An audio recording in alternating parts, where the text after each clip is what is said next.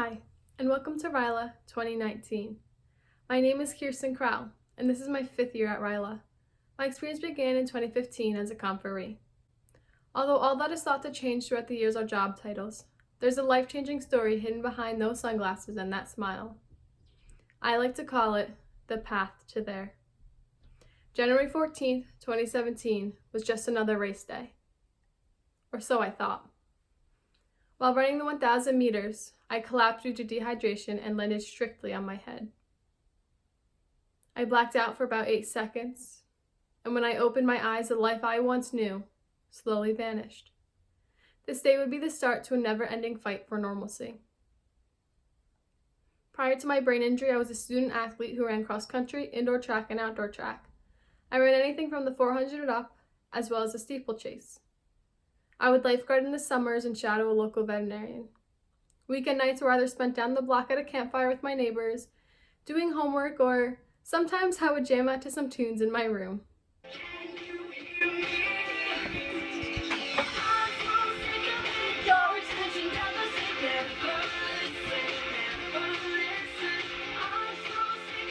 I guess you could say my life was just like any other 17-year-old.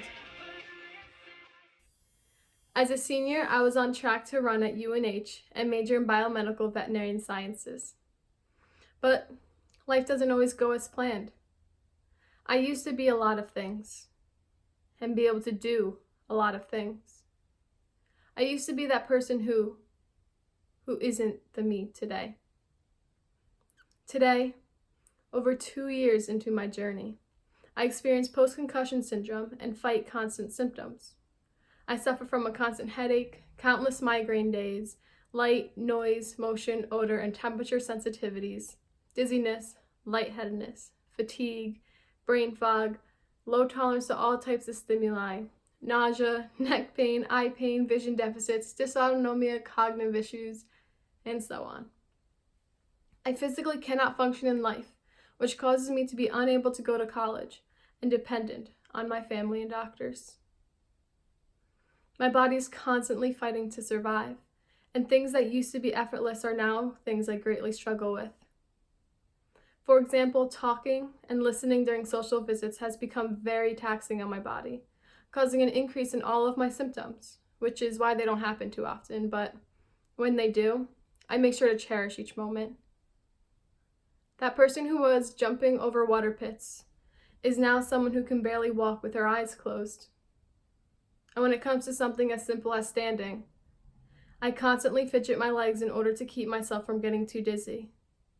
As I stand still, my blood pools, and symptoms increase, causing me to have to lay down to feel relieved. Anything that's done in an upright position, as you can imagine, is that much harder. Another impact is that my brain struggles with the ability to focus my eyes or recognize differences in depth, so my surroundings appear to move. This means, for example, a crowd or a place with patterned flooring or walls creates a debilitating wave of dizziness that encompasses my entire self. I don't just leisurely read a book, watch TV, or go hang out somewhere. Even basic car rides are very difficult. I cannot drive, let alone be a passenger for longer than 25 minutes without a break. And in such circumstances, I rely on my weighted blanket to help provide a little bit of stabilization. In many ways, this journey has become quite the learning curve, and I had to learn that less is more. In the worst of moments where I can't even get out of bed, envisioning my future dreams is just an unrealistic blur. There have been many days I have gone for a 10-minute walk, but each time I almost always ended up in bed the rest of the day, extremely dizzy and fighting off a migraine. They never got easier, despite how many times I tried.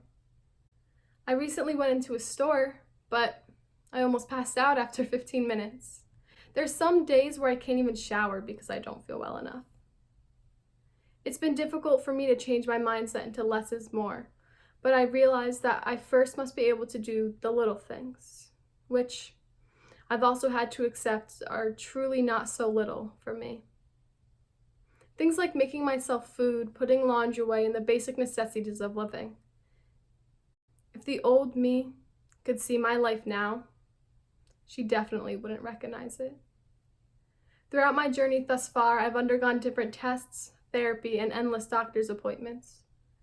I did 6 months of neurooptometric and vestibular therapy, and even though I still have years worth of healing left, I had to stop because I was continually getting worse.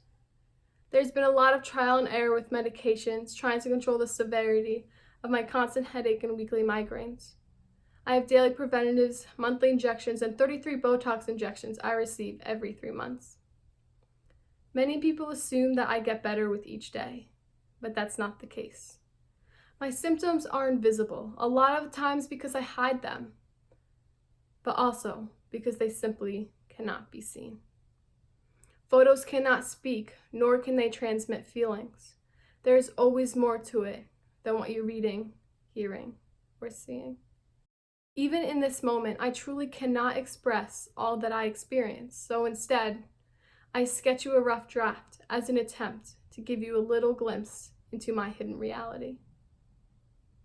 Through all of this, I've lost what it feels like to feel normal. Many times, I have to remind myself that I am like a tree, because you cannot see the difference in growth when compared to the day before.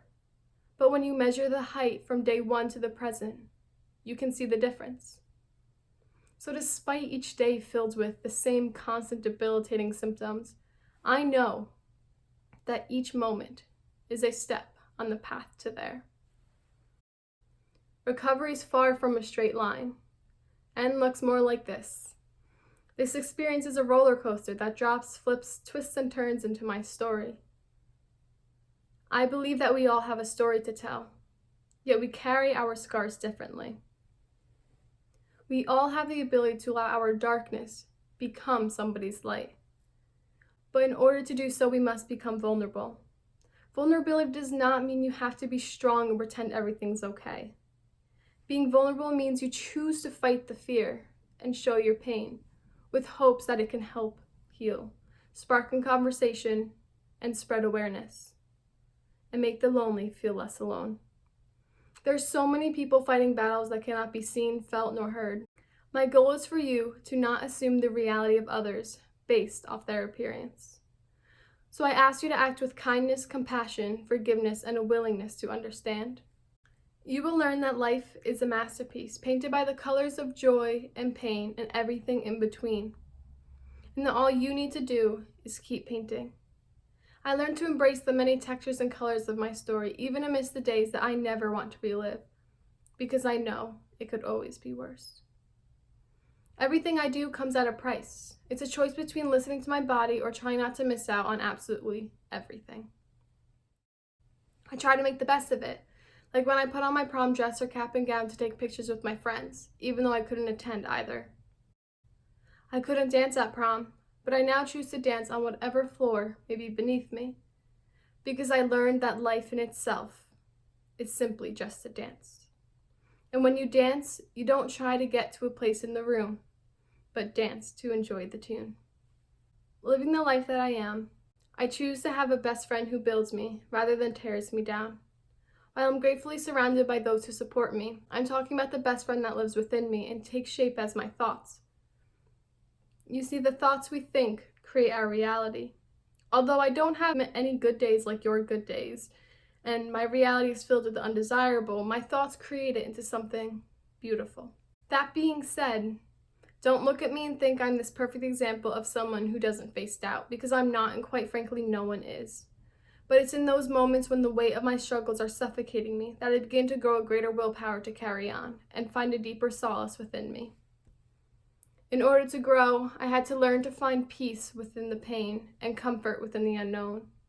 I had to learn to create my own light while facing the darkest of times. I had to learn the true power of positivity and the humbling act of gratitude, both which allow me to persevere like flowers that grow through the thickest of concrete.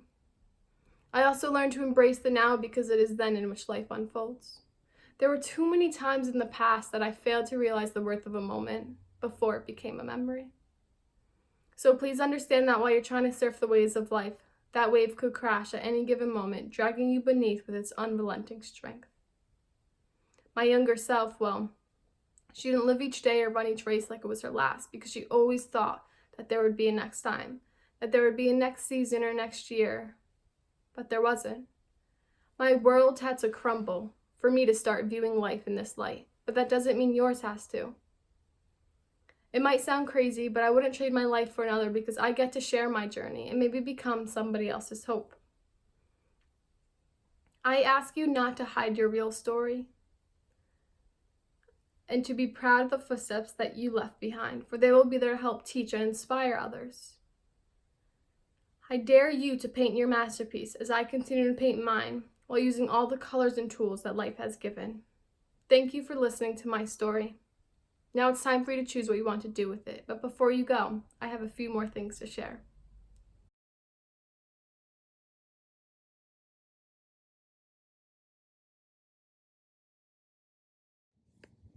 I want to start by telling you a brief story that I once heard. A story of little grasshopper and his master in a temple a long time ago.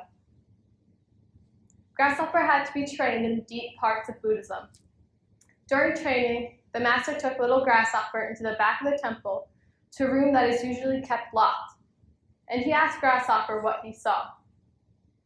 Grasshopper said, "I see a pool." "But what else do you see?" said master. "Go closer, but don't get too close." Grasshopper slowly edged towards the pool. His eyes widened.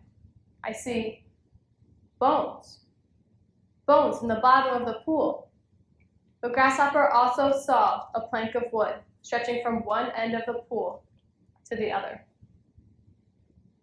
The master explained that that is not water, but concentrated acid. And those bones are from little novices like him who fell in. "In 7 days," said the master, "you will have to walk across that plank as part of your test." He then brought Grasshopper outside to the courtyard, where there was another plank of wood, exactly the same length, width, and thickness as the one above the acid. This one was suspended 2 feet above the ground on 2 bricks. Grasshopper began practicing, and after just half a day, he could run across it, do it blindfolded and backwards, and even dance across it. After 7 days, the master took him back into the room to the plank suspended over the acid and told him to walk.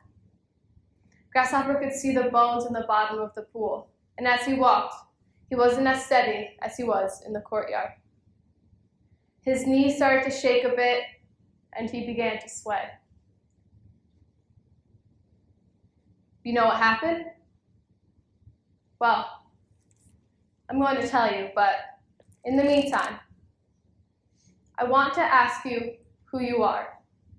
But I'm afraid this question wouldn't take us far. We are born to feel as if we need a title.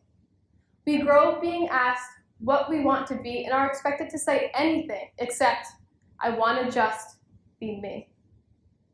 A doctor, a writer, a musician, an artist, a one-word answer is what society expects. But what if I told you the possibilities were limitless? You see, we are not defined by a job we choose to pursue. It's like society wrote us a deadline and told us when the definition of who we are is due. But who you are is composed of a million little things. For within us lives the universe and all that it brings. It's written in our souls and echoed within our mind.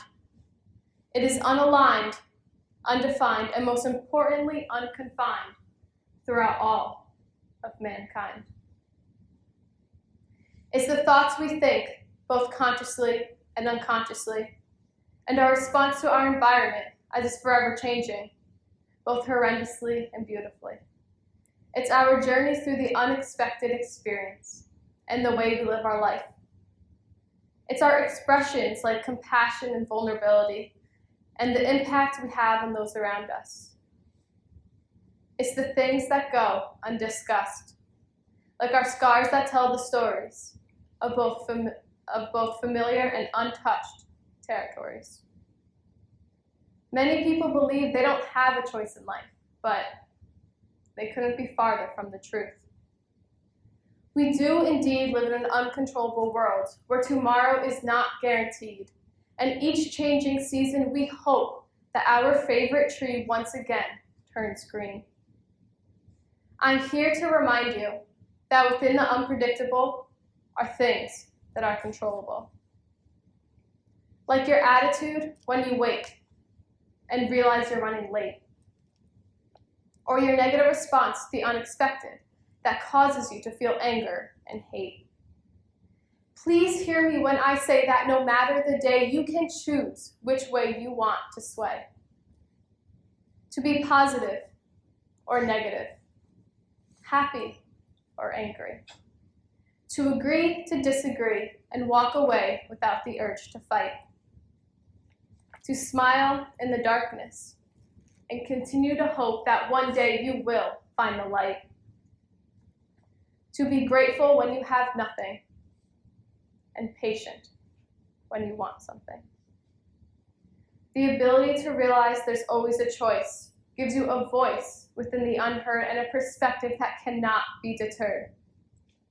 It's proven that thought alone can change the brain, because neurons that fire together wire together.